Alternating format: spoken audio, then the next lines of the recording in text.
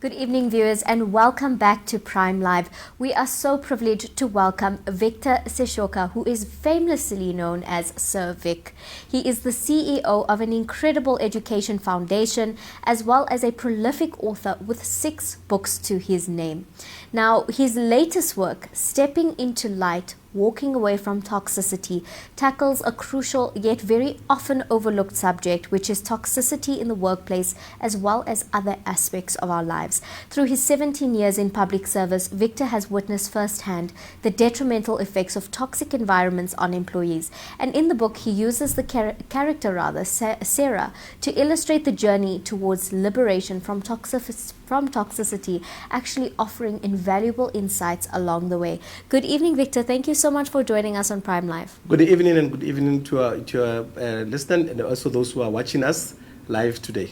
I hope I also have the honor of calling you Sir Vic as well, as you are very famously known for. Yes, definitely you can call me Sir Vic. Now, we are so honored because this book is actually launching tomorrow. So we have the exclusive insider scoop to be able to talk to you about it before it's actually released. And this is your 7th book. But before we get into that, talk to us a little bit more about your journey as an author. What led you to start your journey to becoming an author? I think it dated back to 1996 when I was doing my grade 11. And I stumbled upon a book by Zig Ziglar called Success for Dummies. And I still own that book till today. And after I started reading that book, I started realizing, wow, maybe I could actually follow in his footpath and start writing. And in 1997, to be precise, I wrote my first book. And it did not take off because I did not actually know anyone who could actually assist me into publishing my book. Fast forward, then 2003, 2004, that's when I released my first book officially. From there, then started navigating the market, getting to understand the market. And from there, I said, fine, now that I've written my first book, my second and my third, let me now actually start my own publishing company, because I was believing that there is other young people out there who will want to write, who will want to tell their story. And then I registered my company called Supuluan Trading Investment, that is a subsidiary, which is Supuluan Publishing, that publishes my books. And I started also helping other upcoming authors to publish their own books and to be able to navigate this market and be able to tell a South African story and also tell an African story. That's absolutely incredible. That's amazing that you started out as an author and then founded your very own platform to, yes, publish your own books, but also being able to empower other authors by having their voices out there and publishing their books as well. That's absolutely incredible. I want to talk about your latest publication, and we are lucky enough to have it before it's actually released. Can you tell us what inspired you to write this book and where did the inspiration come from? I've been in the public service for 17 years. Now I've just moved into a government entity on my 18th year of working for government. And I was a shop steward at the workplace where I was a chairperson of the union. So which means daily I had to interact with my fellow employees. I have to address their challenges, what they are facing in the workplace. And most of them, I started observing some of them deteriorating in terms of their mental aspect, deteriorating in terms of their performances and stuff like that. I've been asking myself, what could be the cause? And one thing that was common was the toxicity that actually reared its head in the workplace. And most of them will always complain about the level of toxicity in the workplace. And I thought, what should one do to be able to address this? And I said, based on the fact that I've actually observed and also personally, I've once in my life then come across that level of toxicity personally that has now affected me. Then I said to myself, now let me pen a book that will be able to address this issue. And this is a topic that has never been discussed. And, I think people are shying away from talking about it. And I thought, let me be the first to be able to address this issue that has actually become a pandemic in society. I'm really glad that you've chosen to address this topic. Like you said, it is something that a lot of people are shying away from and are not very comfortable talking about, either because they feel like there's nowhere else they can go, there's no platform for them to be able to address it, or they're feeling very afraid to actually confront the toxicity they experience in the workplace, perhaps for fear of losing the job or creating bad relationships with colleagues. But it is something that is incredibly important to address because we spend most of our time at work, and our working environment needs to be something that is conducive and healthy and something that we can function well in. And unfortunately, if your work environment becomes something that is toxic, your whole life starts to feel toxic, and like you said, can then affect your mental health as well as your personal relationships. When you're going home, you're taking that toxicity and that pain that you're struggling with it at work, you're taking that home with you inevitably. So I really commend you on deciding to tackle a topic that everyone's a little bit afraid to talk about. And I know that a lot of people who are in the working environment and are maybe struggling from difficult experiences or different working relationships are going to relate a lot to this book, and they're also going to learn a lot. Now, the main character, Sarah, now she is the main character of the book, and she is, you know, our figure to look at on how she's going to address and overcome toxicity in her workplace. What do you hope that readers will learn from Sarah's story? The reason why I used Sarah's story, I wanted a pseudonym that I can actually use that can become relatable, because in most cases, you know, people don't relate when they read. I wanted someone to find themselves, find that Sarah in them, because I believe every one of us has that Sarah in us. And I thought, let me tell a story via a character, a pseudonym that I've chosen to use. And because I thought that if I'm using somebody that somebody can actually, okay, there is this person outside there that goes through what I'm going through. So how do I then begin to learn from this person, and how did he manage to navigate this toxicity within her workplace? And the first and foremost thing that Sarah had to do was to acknowledge that the problem does exist. Because one of the things that caused us to suffer mental breakdown, it is because we are afraid to acknowledge that I do have a problem, or maybe there is a problem in that regard. And once Sarah began to acknowledge that, he started looking at ways on how to deal with this. Because in most cases, toxicity underlies or underpins itself on jokes. Some people will start using jokes within characters and stuff like that, but try to peddle toxicity in the workplace while they're afraid just to directly address you. They might start calling you names. They must actually give you something to talk about. If, for example, you've got a big head, they can just start saying, that one with the big head. It starts from there, and that now it creeps into bullying. And from that moment, the environment becomes unbearable, and people cannot be able to thrive and work freely.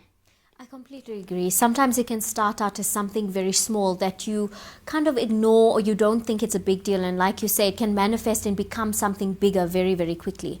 Talking about identifying that toxicity, which you said is the very first step, is addressing it and identifying it. What are some of the signs and symptoms that one can look out for in terms of a working environment, or maybe a working colleague? What are some of the signs and symptoms that someone needs to identify that, you know what, maybe this situation or this environment is just too toxic for me? There are some traits that you can actually look into. Number one, traits such as absenteeism, absconding, and some of them performance drop, whereby you start seeing people's performance dropping in the workplace, and sometime late coming.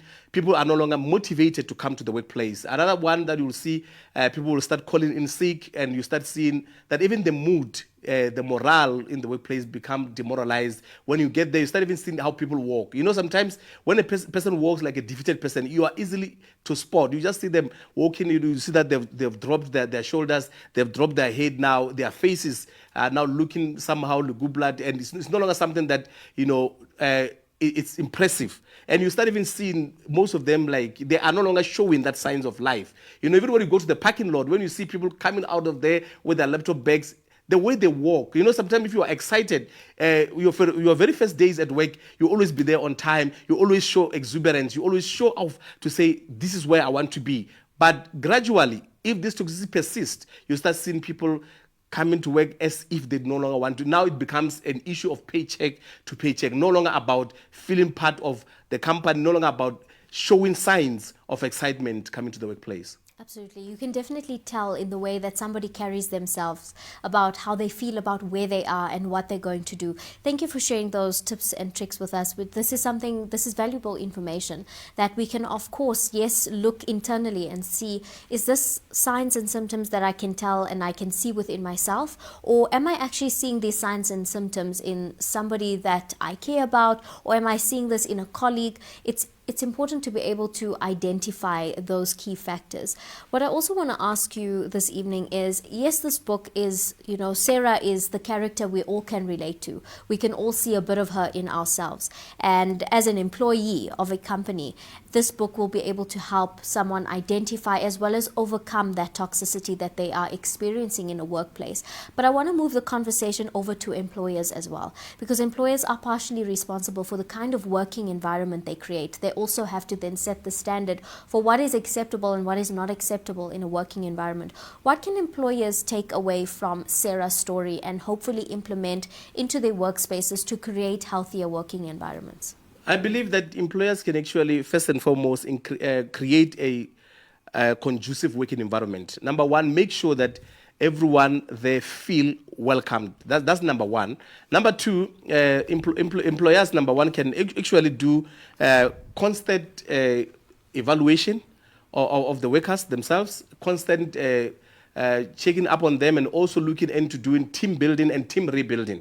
Because as much as you do team building, and one of the things that I've observed in most companies, they always focus on going to strategic planning, but now on a senior managerial level, while they forget the people who are carrying the company, the ones that are actually day-to-day having activities that actually carries the vision and the mission of the company. So, which means they need to change that bottom-up approach into top-down approach into bottom-up approach, so that they can also receive feedback on how the employees are feeling. And also, I always say to people, it's also going to be imperative for them to have a comment box whereby people can come there and comment. Sometimes comment box is not for negativity. It can also be for positivity. Just come and drop a positive note about your fellow colleague, about your manager, about whoever. Even managers can come there and drop in comments about their employees. Then that actually begin to make that team to gel together, to begin to function together.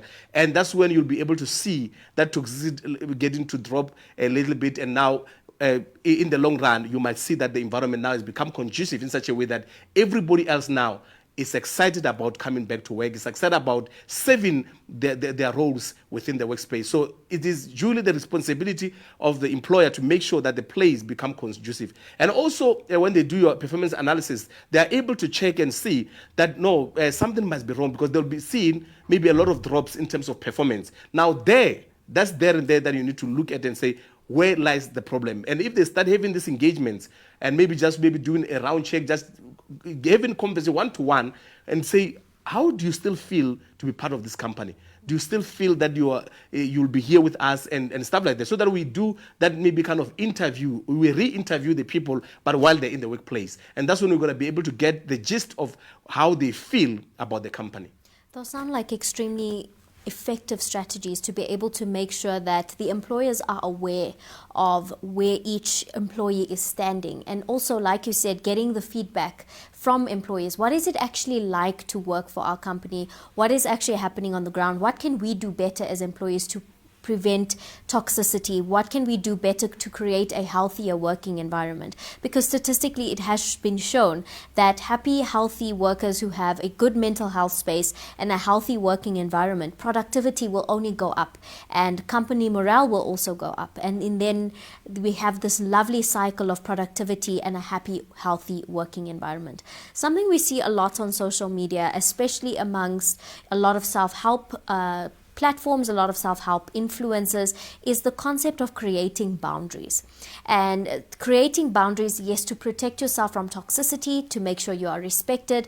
And we talk about boundaries so much on social media, but what is a boundary? What actually is a boundary, and how do we get started with setting them to, yes, protect ourselves from this kind of toxicity that we can see happening in working environments? I strongly believe that setting boundaries is critical for one to be able to avert toxicity. And by so doing, number one, you need to establish your boundaries to say, here you can cross, here you can't. Number one, you need to also tell people how to address you. But that's the first and foremost. If I'm at the workplace, I'm not at home, there should be a difference. If we are in a club or we are in a church or we are somewhere outside the parameters of workplace, it will be a different story. But the moment we step into the workplace, number one, respect should be the first thing.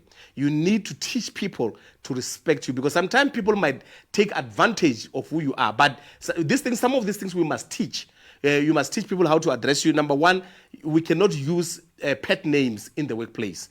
The moment the person begins to utilize those pet names, it will grow into a certain thing that might not actually be desirable. But now, if we say to the people, this is who I am, when we get to the workspace, we are here to work.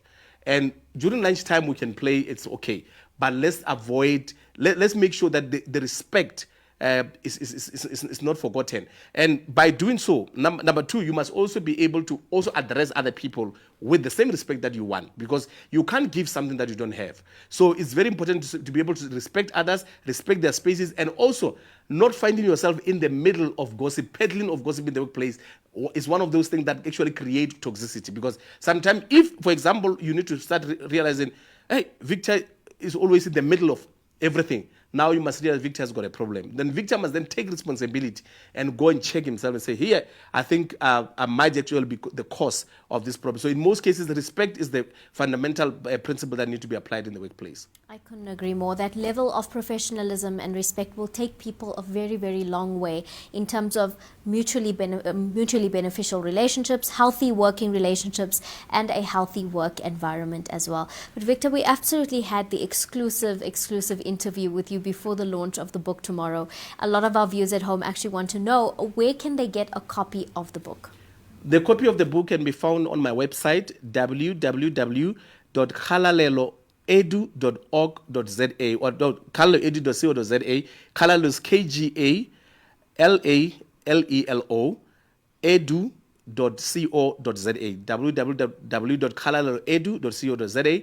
They can also call me on my number 072-308-5852, 072-308-5852. That's where they can find me and be able to also follow me on Twitter. I'm at Victor Seshoka. On Instagram is Victor801102.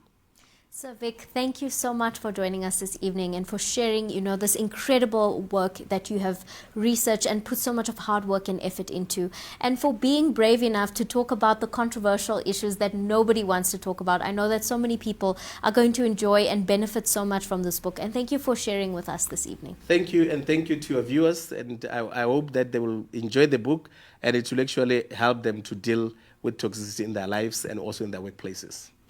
Viewers at home, that was Sir Vic, and we have the privilege of also calling him that now. If you would like to get a copy of his book, please do reach out to him on any of his social media handles or go and visit the website. It deals with everything and anything, talking about addressing toxicity in the workplace as well as overcoming it. Our work environments are so crucial to our mental health and well-being. We spend most of our time there. And if you are in a difficult situation at work, or if you are an employer who is dealing with some level of toxicity in your workplace and you want to improve it, this is definitely the book for you. But on that note, viewers, it is time for us to take an ad break, and we'll come right back.